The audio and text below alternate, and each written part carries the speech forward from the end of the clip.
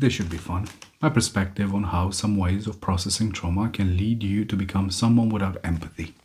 Well, it's quite the opposite if people would actually process trauma, since processed trauma turns into wisdom, and wisdom is an awareness and understanding of these issues, and people who process their trauma tend to be way more empathetic, genuine empathy, not the ones that everyone uses to more or less tell the world that I'm a good person. As a result of non-consequential thinking, humanity tends to create more problems than it solves.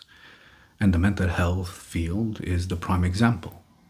If you think about it, it wouldn't make sense that at this point in history, when we have the most amount of available information, most amount of awareness, the least amount of stigma, the most amount of resources, that mental health issues and antisocial behaviors would only increase. And I can talk for days on this subject, so I'm going to try to keep it short and just give a few examples of things that are having undesirable consequences.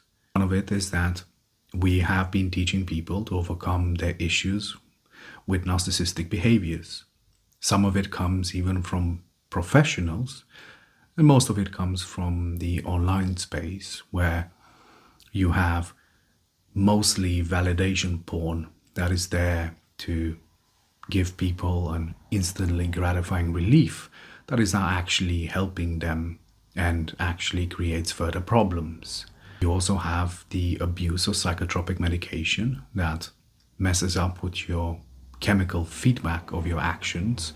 And of course, you have the problems with human nature, because in nature, instinctually things take the path of least resistance.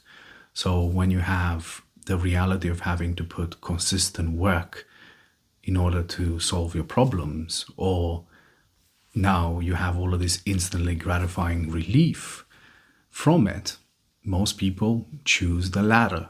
And since humans are opportunistic scavengers evolutionary, people will take advantage of the opportunities.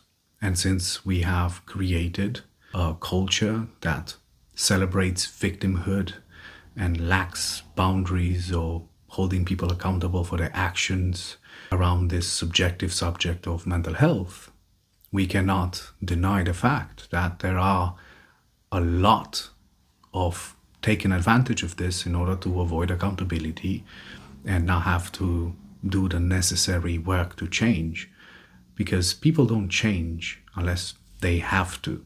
No, the road to hell is paved with good intentions. Protect your peace.